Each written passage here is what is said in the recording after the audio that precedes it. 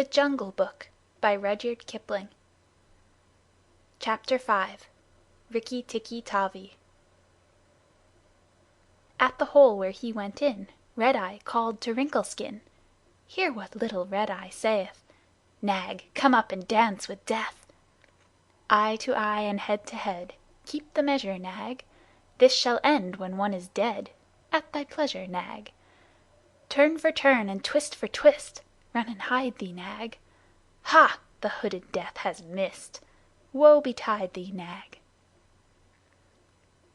This is the story of the great war that Rikki Tikki Tavi fought single-handed through the bathrooms of the big bungalow in Segowli Cantonment. Darzee, the tailor bird, helped him, and Chuchundra, the muskrat, who never comes out in the middle of the floor but always creeps round by the wall, gave him advice, but Rikki Tikki did the real fighting. He was a mongoose, rather like a little cat in his fur and his tail, but quite like a weasel in his head and his habits. His eyes and the end of his restless nose were pink. He could scratch himself anywhere he pleased with any leg, front or back, that he chose to use. He could fluff up his tail till it looked like a bottle brush, and his war cry as he scuttled through the long grass was, "Rikki Tik Tikki Tik Tck!" One day a high summer flood washed him out of the burrow where he lived with his father and mother, and carried him, kicking and clucking, down a roadside ditch. He found a little wisp of grass floating there, and clung to it till he lost his senses. When he revived, he was lying in the hot sun on the middle of a garden path, very draggled indeed, and a small boy was saying, "Here's a dead mongoose. Let's have a funeral." "No," said his mother, "let's take him in and dry him. Perhaps he isn't really dead." They took him into the house, and a big man picked him up between his finger and thumb and said he was not dead, but half choked. So they wrapped him in cotton wool and warmed him over a little fire, and he opened his eyes and sneezed. "Now," said the big man, he was an Englishman who had just moved into the bungalow, "don't frighten him, and we'll see what he'll do." It is the hardest thing in the world to frighten a mongoose, because he is eaten up from nose to tail with curiosity. The motto of the mongoose family is "Run and find out," and Rikki Tikki was a true mongoose. He looked at the cotton wool, decided that it was not good to eat, ran all round the table, sat up and put his fur in order, scratched himself, and jumped on the small boy's shoulder. "Don't be frightened, Teddy," said his father. "That's his way of making friends." "Ouch! He's tickling under my chin," said Teddy. Rikki Tikki looked down between the boy's collar and neck, snuffed at his ear, and climbed down to the floor, where he sat rubbing his nose. "Good gracious!" said Teddy's mother. "And that's a wild creature? I suppose he's so tame because we've been kind to him." "All mongooses are like that," said her husband. "If Teddy doesn't pick him up by the tail or try to put him in a cage, he'll run in and out of the house all day long. Let's give him something to eat." They gave him a little piece of raw meat.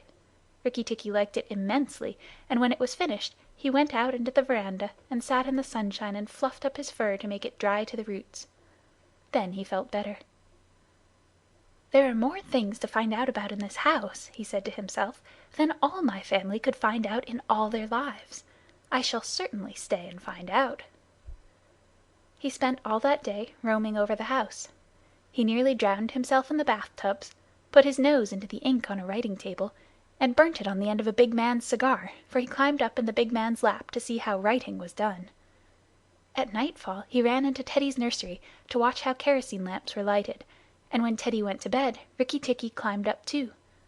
But he was a restless companion, because he had to get up and attend to every noise all through the night, and find out what made it. Teddy's mother and father came in, the last thing, to look at their boy, and Rikki Tikki was awake on the pillow. "I don't like that," said Teddy's mother. "He may bite the child." "He'll do no such thing," said the father. "Teddy's safer with that little beast than if he had a bloodhound to watch him. If a snake came into the nursery now—" But Teddy's mother wouldn't think of anything so awful. Early in the morning Rikki Tikki came to early breakfast in the veranda, riding on Teddy's shoulder, and they gave him banana and some boiled egg, and he sat on all their laps one after the other, because every well-brought-up mongoose always hopes to be a house mongoose some day and have rooms to run about in. And Rikki Tikki's mother, she used to live in the general's house at Segowlee, had carefully told Rikki what to do if he ever came across white men. Then Rikki Tikki went out into the garden to see what was to be seen. It was a large garden, only half cultivated, with bushes as big as summer houses, of Marshall Neil roses, lime and orange trees, clumps of bamboos, and thickets of high grass. Rikki Tikki licked his lips. "This is a splendid hunting ground," he said, and his tail grew bottle-brushy at the thought of it, and he scuttled up and down the garden, snuffling here and there till he heard very sorrowful voices in a thorn bush. It was Darzee the tailor bird and his wife. They had made a beautiful nest by pulling 2 big leaves together and stitching them up at the edges with fibers, and had filled the hollow with cotton and downy fluff. The nest swayed to and fro as they sat on the rim and cried. "What is the matter?" asked Rikki Tikki. "We are very miserable," said Darzee. "One of our babies fell out of the nest yesterday, and Nag ate him." Said Rikki Tikki. "That is very sad. But I am a stranger here. Who is Nag?" Darzee and his wife only cowered down in the nest without answering, for from the thick grass at the foot of the bush there came a low hiss, a horrid cold sound that made Rikki Tikki jump back 2 clear feet. Then, inch by inch out of the grass, rose up the head and spread hood of Nag, the big black cobra, and he was 5 feet long from tongue to tail. When he had lifted 1/3 of himself clear of the ground, he stayed balancing to and fro exactly as a dandelion tuft balances in the wind, and he looked at Rikki Tikki with the wicked snake's eyes that never change their expression, whatever the snake may be thinking of. "Who is Nag?" said he. "I am Nag. The great god Brahm put his mark upon all our people when the first cobra spread his hood to keep the sun off Brahm as he slept. Look, and be afraid." He spread out his hood more than ever, and Rikki Tikki saw the spectacle mark on the back of it that looks exactly like the eye part of a hook and eye fastening. He was afraid for the minute, but it is impossible for a mongoose to stay frightened for any length of time, and though Rikki Tikki had never met a live cobra before, his mother had fed him on dead ones, and he knew that all a grown mongoose's business in life was to fight and eat snakes. Nag knew this too, and at the bottom of his cold heart he was afraid. "Well," said Rikki Tikki, and his tail began to fluff up again, "marks or no marks, do you think it is right for you to eat fledglings out of a nest?" Nag was thinking to himself, and watching the least little movement in the grass behind Rikki Tikki. He knew that mongooses in the garden meant death sooner or later for him and his family, but he wanted to get Rikki Tikki off his guard. So he dropped his head a little and put it on one side. "Let us talk," he said. "You eat eggs. Why should not I eat birds?" "Behind you! Look behind you!" sang Darzee. Rikki Tikki knew better than to waste time in staring. He jumped up in the air as high as he could go, and just under him whizzed by the head of Nagina, Nag's wicked wife. She had crept up behind him as he was talking, to make an end of him, and he heard her savage hiss as the stroke missed. He came down almost across her back, and if he had been an old mongoose he would have known that then was the time to break her back with one bite, but he was afraid of the terrible lashing return stroke of the cobra. He bit, indeed, but did not bite long enough, and he jumped clear of the whisking tail, leaving Nagina torn and angry. "Wicked, wicked Darzee!" said Nag, lashing up as high as he could reach toward the nest in the thorn bush, but Darzee had built it out of reach of snakes, and it only swayed to and fro. Rikki Tikki felt his eyes growing red and hot. When a mongoose's eyes grow red he is angry, and he sat back on his tail and hind legs like a little kangaroo and looked all round him and chattered with rage. But Nag and Nagina had disappeared into the grass. When a snake misses its stroke, it never says anything or gives any sign of what it means to do next. Rikki Tikki did not care to follow them, for he did not feel sure that he could manage 2 snakes at once. So he trotted off to the gravel path near the house and sat down to think. It was a serious matter for him. If you read the old books of natural history, you will find that they say that when the mongoose fights the snake and happens to get bitten, he runs off and eats some herb that cures him. That is not true. The victory is only a matter of quickness of eye and quickness of foot, snakes blow against Mongoose's jump. And as no eye can follow the motion of a snake's head when it strikes, this makes things much more wonderful than any magic herb. Rikki Tikki knew he was a young mongoose, and it made him all the more pleased to think that he had managed to escape a blow from behind. It gave him confidence in himself, and when Teddy came running down the path, Rikki Tikki was ready to be petted. But just as Teddy was stooping, something wriggled a little in the dust, and a tiny voice said, "Be careful. I am Death." It was Karait, the dusty brown snakeling that lies for choice on the dusty earth, and his bite is as dangerous as the cobra's. But he is so small that nobody thinks of him, and so he does the more harm to people. Rikki Tikki's eyes grew red again, and he danced up to Karait with the peculiar rocking, swaying motion that he had inherited from his family. It looks very funny, but it is so perfectly balanced a gait that you can fly off from it at any angle you please, and in dealing with snakes this is an advantage. If Rikki Tikki had only known, he was doing a much more dangerous thing than fighting Nag, for Karait is so small and can turn so quickly that unless Rikki bit him close to the back of his head, he would get the return stroke in his eye or his lip. But Rikki did not know. His eyes were all red, and he rocked back and forth looking for a good place to hold. Karait struck out. Rikki jumped sideways and tried to run in, but the wicked little dusty gray head lashed within a fraction of his shoulder, and he had to jump over the body, and the head followed his heels close. Teddy shouted to the house, "Oh, look here! Our mongoose is killing a snake!" And Rikki Tikki heard a scream from Teddy's mother. His father ran out with a stick, but by the time he came up, Karait had lunged out once too far, and Rikki Tikki had sprung, jumped on the snake's back, dropped his head far between his forelegs, bitten as high up the back as he could get hold, and rolled away. That bite paralyzed Karait, and Rikki Tikki was just going to eat him up from the tail, after the custom of his family at dinner, when he remembered that a full meal makes a slow mongoose, and if he wanted all his strength and quickness ready, he must keep himself thin. He went away for a dust bath under the castor oil bushes, while Teddy's father beat the dead Karait. "What is the use of that?" thought Rikki Tikki. "I have settled it all."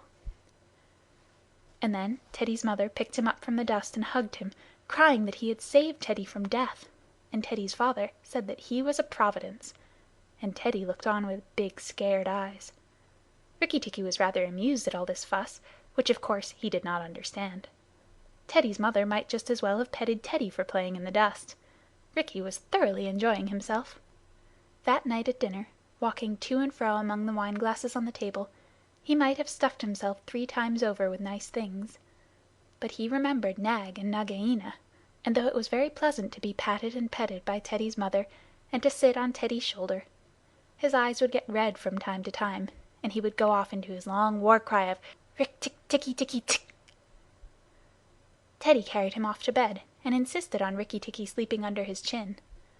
Rikki Tikki was too well bred to bite or scratch, but as soon as Teddy was asleep he went off for his nightly walk round the house, and in the dark he ran up against Chuchundra the muskrat, creeping round by the wall.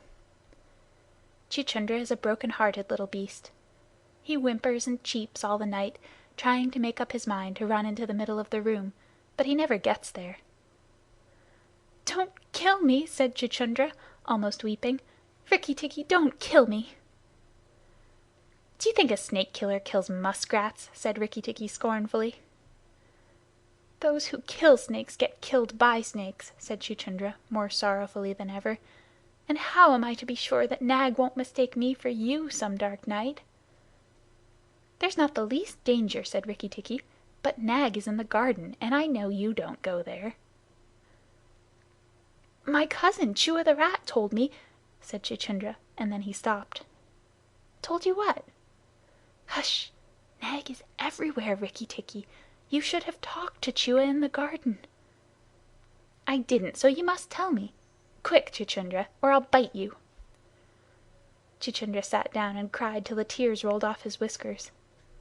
"I am a very poor man," he sobbed. "I never had spirit enough to run out into the middle of the room. Hush! I mustn't tell you anything. Can't you hear, Rikki Tikki?" Rikki Tikki listened. The house was as still, but he thought he could just hear the faintest scratch scratch in the world, a noise just as faint as that of a wasp walking on a window pane. the dry scratch of a snake's scales on brickwork. "That's Nag or Nagina," he said to himself, "and he is crawling into the bathroom sluice. You're right, Chuchundra. I should have talked to Chua." He stole off to Teddy's bathroom, but there was nothing there, and then to Teddy's mother's bathroom. At the bottom of the smooth plaster wall there was a brick pulled out to make a sluice for the bath water, and as Rikki Tikki stole in by the masonry curb where the bath is put, he heard Nag and Nagina whispering together outside in the moonlight. "When the house is emptied of people," said Nagina to her husband, "he will have to go away, and then the garden will be our own again. Go in quietly, and remember that the big man who killed Karait is the first one to bite. Then come out and tell me, and we will hunt for Rikki Tikki together." "But are you sure there is anything to be gained by killing the people?" said Nag. "Everything. When there were no people in the bungalow, did we have any mongoose in the garden? So long as the bungalow is empty, we are king and queen of the garden. And remember that as soon as our eggs in the melon bed hatch, as they may tomorrow, our children will need room and quiet." "I had not thought of that," said Nag.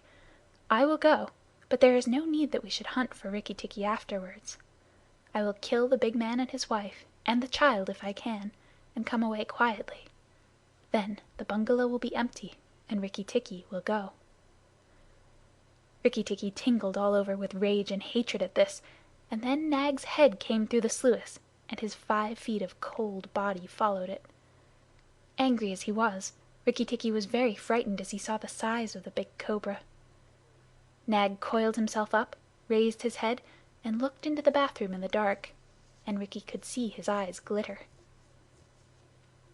"Now, if I kill him here, Nagina will know, and if I fight him on the open floor, the odds are in his favor. What am I to do?" said Rikki Tikki Tavi. Nag waved to and fro, and then Rikki Tikki heard him drinking from the biggest water jar that was used to fill the bath. "That is good," said the snake. "Now, when Karait was killed, the big man had a stick. He may have that stick still, but when he comes in to bathe in the morning, he will not have a stick. I shall wait here till he comes. Nagina, do you hear me? I shall wait here in the cool till daytime." There was no answer from outside, so Rikki Tikki knew Nagina had gone away.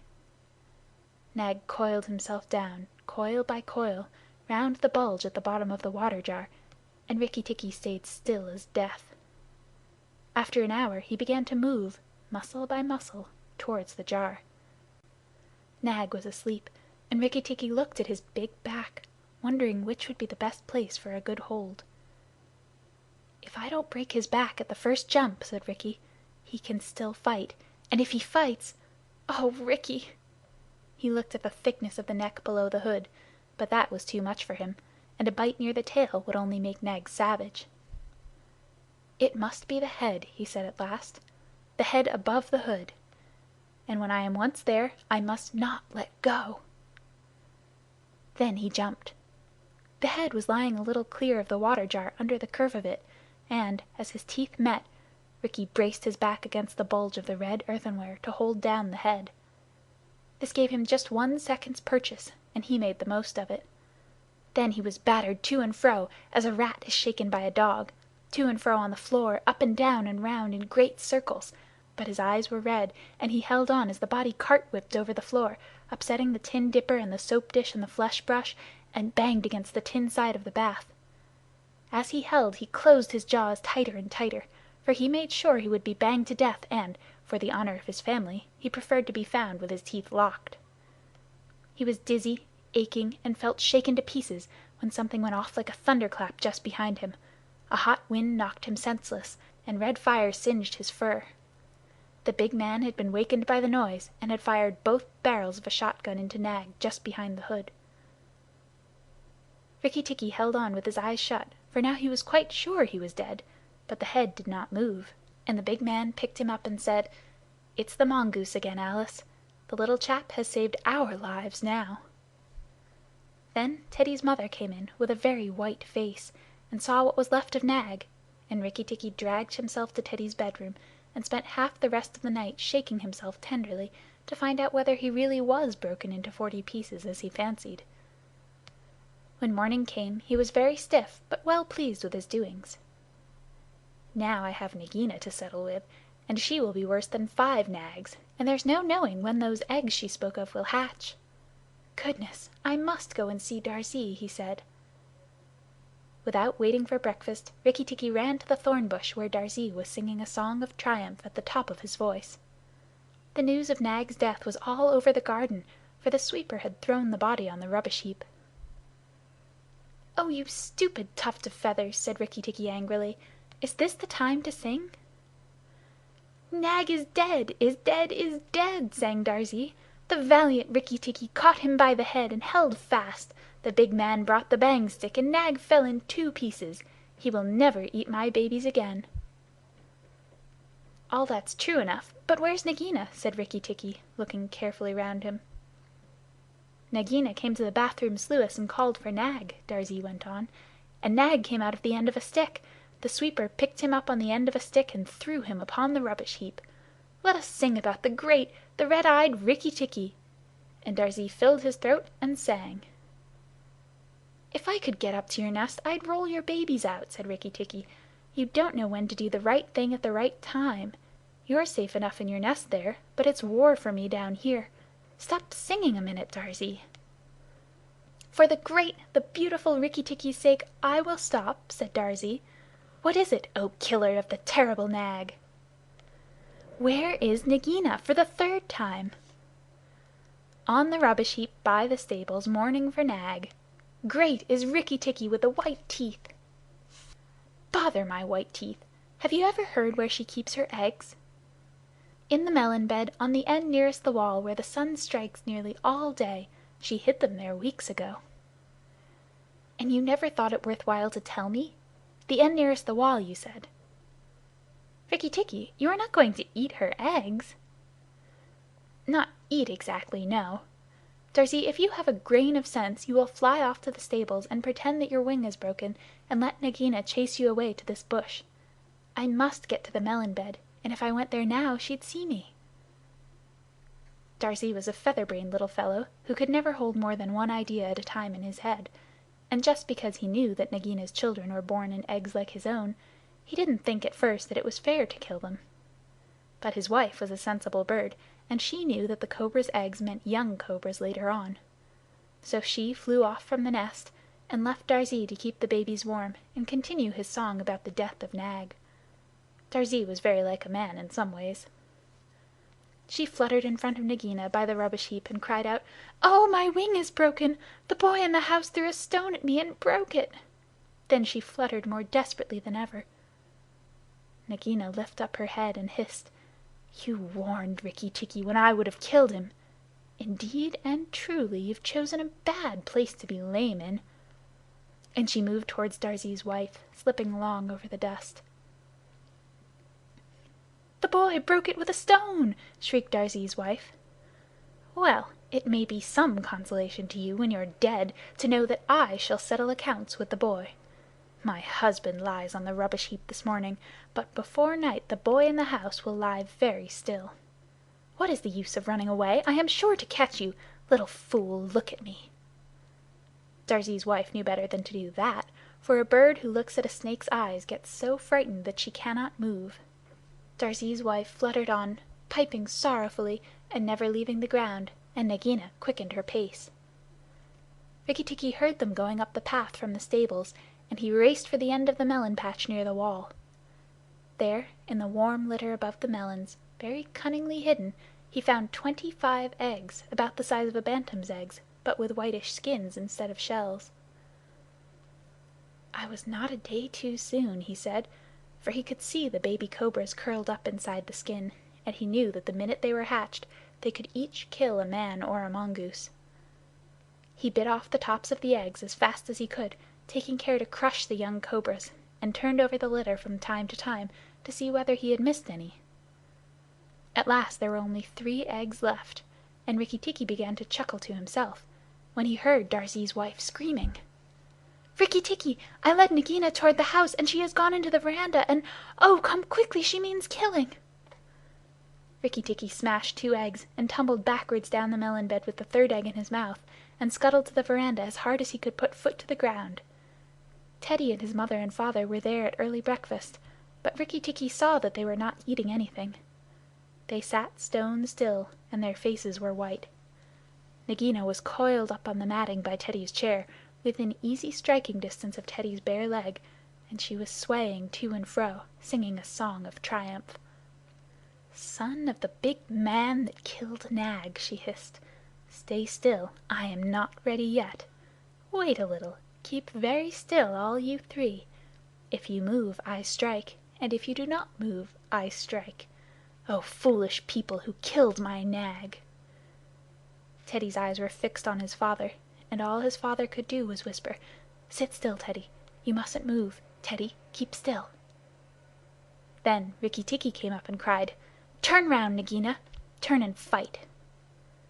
"All in good time," said she, without moving her eyes. "I will settle my account with you presently. Look at your friends, Rikki Tikki. They are still and white. They are afraid. They dare not move, and if you come a step nearer, I strike." "Look at your eggs," said Rikki Tikki, "in the melon bed near the wall. Go and look, Nagina." The big snake turned half round and saw the egg on the veranda. "Ah! Give it to me," she said. Rikki Tikki put his paws one on each side of the egg, and his eyes were blood red. "What price for a snake's egg? For a young cobra? For a young king cobra? For the last, the very last of the brood? The ants are eating all the others down by the melon bed."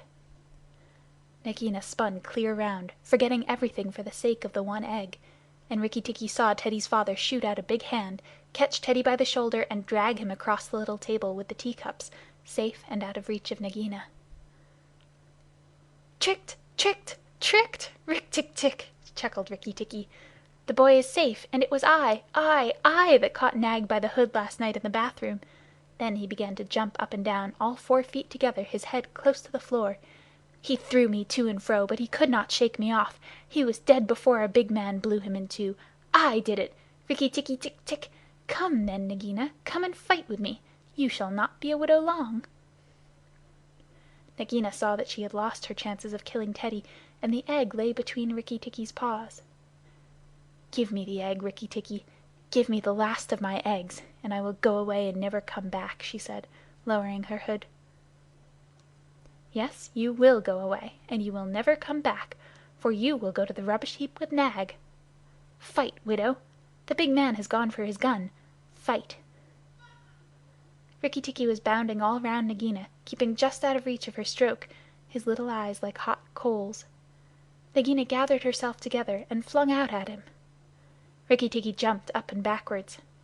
Again and again she struck, and each time her head came with a whack on the matting of the veranda, and she gathered herself together like a watch-spring. Then Rikki Tikki danced in a circle to get behind her, and Nagina spun round to keep her head to his head, so that the rustle of her tail on the matting sounded like dry leaves blown along by the wind. He had forgotten the egg. It still lay on the veranda, and Nagina came nearer and nearer to it, till at last, while Rikki Tikki was drawing breath, she caught it in her mouth, turned to the veranda steps, and flew like an arrow down the path, with Rikki Tikki behind her.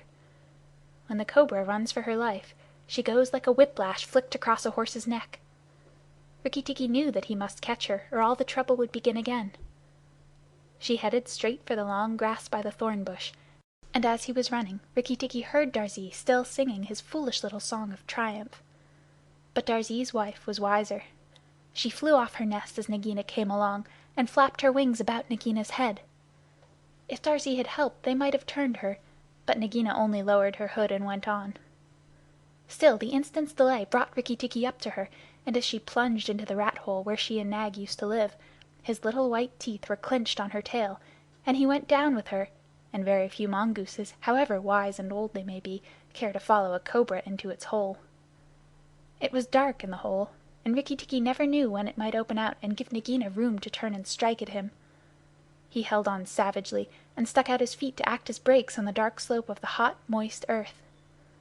Then the grass by the mouth of the hole stopped waving, and Darzee said, "It is all over with Rikki Tikki. We must sing his death song. Valiant Rikki Tikki is dead. for Nagina will surely kill him underground." So he sang a very mournful song that he made up on the spur of the minute, and just as he got to the most touching part the grass quivered again, and Rikki Tikki, covered with dirt, dragged himself out of the hole leg by leg, licking his whiskers. Darzee stopped with a little shout. Rikki Tikki shook some of the dust out of his fur and sneezed. "It is all over," he said. "The widow will never come out again." And the red ants that live between the grass stems heard him, and began to troop down one after another to see if he had spoken the truth. Rikki Tikki curled himself up in the grass and slept where he was, slept and slept till it was late in the afternoon, for he had done a hard day's work. "Now," he said when he awoke, "I will go back to the house. Tell the coppersmith, Darzee, and he will tell the garden that Nagina is dead." The coppersmith is a bird who makes a noise exactly like the beating of a little hammer on a copper pot, and the reason he is always making it is because he is the town crier to every Indian garden, and tells all the news to everybody who cares to listen. As Rikki Tikki went up the path, he heard his attention notes like a tiny dinner gong, and then the steady ding dong tock! Nag is dead, dong! Nagina is dead, ding dong tock! That set all the birds in the garden singing, and the frogs croaking, for Nag and Nagina used to eat frogs as well as little birds. When Rikki got to the house, Teddy and Teddy's mother, she looked very white still, for she had been fainting, and Teddy's father came out and almost cried over him. And that night he ate all that was given him till he could eat no more, and went to bed on Teddy's shoulder, where Teddy's mother saw him when she came to look late at night. "He saved our lives and Teddy's life," she said to her husband. "Just think, he saved all our lives." Rikki Tikki woke up with a jump, for mongooses are light sleepers. "Oh, it's you," said he. "What are you bothering for? All the cobras are dead, and if they weren't, I'm here." Rikki Tikki had a right to be proud of himself, but he did not grow too proud, and he kept that garden as a mongoose should keep it, with tooth and jump and spring and bite, till never a cobra dared show its head inside the walls. Darzee's Chant, sung in honor of Rikki Tikki Tavi. Singer and tailor am I, doubled the joys that I know. Proud of my lilt to the sky, proud of the house that I sew. Over and under, so weave I my music, so weave I the house that I sew. Sing to your fledglings again, Mother, oh lift up your head! Evil that plagued us is slain, Death in the garden lies dead. Terror that hid in the roses is impotent, flung on the dunghill and dead. Who has delivered us, who? Tell me his nest and his name. Rikki the valiant, the true, Tikki with eyeballs of flame. Rikki Tikki Tikki, the ivory-fanged, the hunter with the eyeballs of flame. Give him the thanks of the birds, bowing with tail feathers spread. Praise him with nightingale words. Nay, I will praise him instead. Here, I will sing you the praise of the bottle-tailed Rikki with eyeballs of red.